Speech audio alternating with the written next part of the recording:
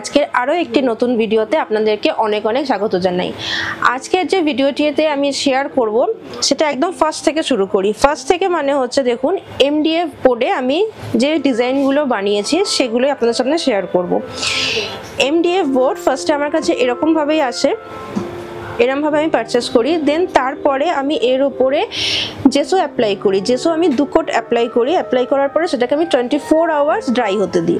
Dry হতে দেওয়ার পরে এমনি জেসো যদি আমি অ্যাপ্লাই করি তাহলে সেটা হোয়াইট বেস হয়। আমি এখানে যে ডিজাইনটি ফেলবো তার জন্য আমার ইয়েলো ব্যাকগ্রাউন্ড লাগবে, তাই ইয়েলো কালার আমি জেসো শুকিয়ে যাওয়ার পরে আমি ইয়েলো কালার ফেলেছি।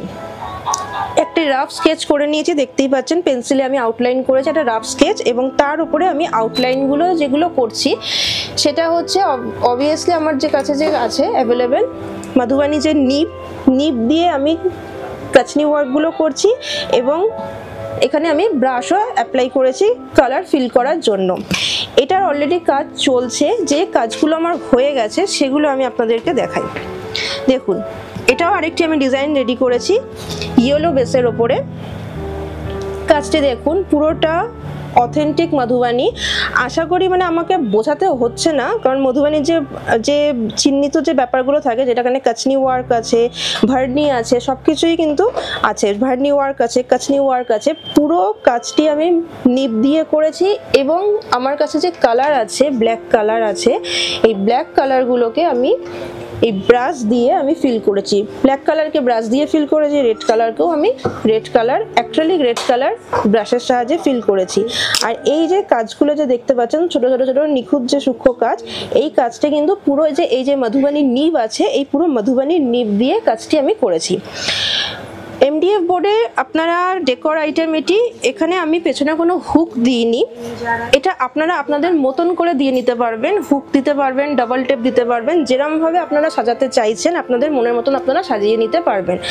এটির প্রাইস হচ্ছে মাত্র 1200 টাকা, আর এটার সাইজ হচ্ছে 14x14।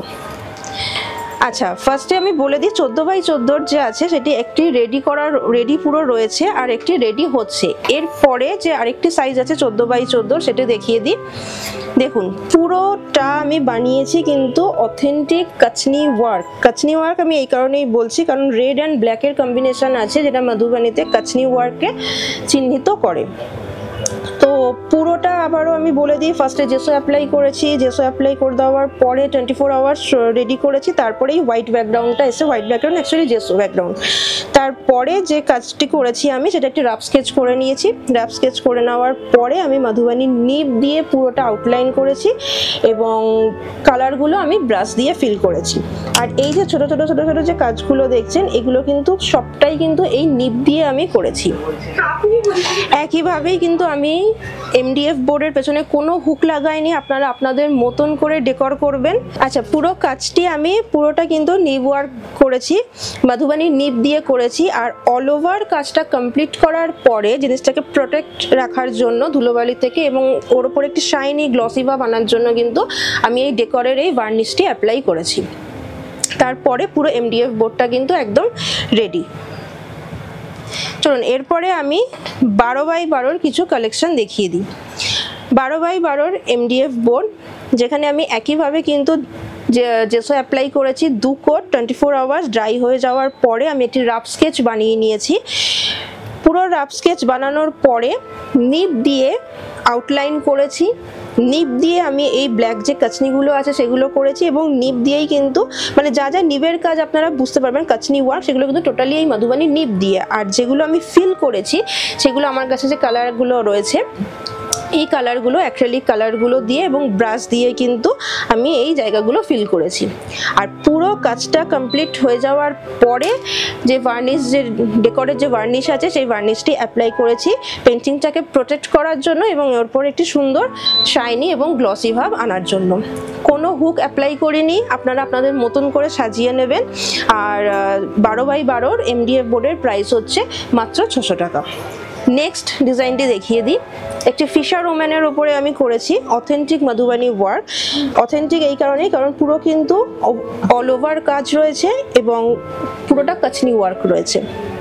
তো পুরোটাই যেরকম দেখছেন জেসো অ্যাপ্লাই করা 2 কোট 24 আওয়ার্স ড্রাই হয়ে যাওয়ার পরে পেন্সিল দিয়ে আমি রাফ স্কেচ একটি করে নিয়েছি এবং রাফ স্কেচ করে নেওয়ার পরে পুরো আউটলাইন কিন্তু মধুবানির নিব দিয়ে করেছি এবং যে কাচনি কাজগুলো দেখছেন সেগুলো মধুবানির নিব, ব্ল্যাক কালারের হোক বা গ্রিন রেড যা যে কালার দেখছেন সবটাই কিন্তু মধুবানির নিব দিয়ে করেছি কাচনি ওয়ার্কগুলো।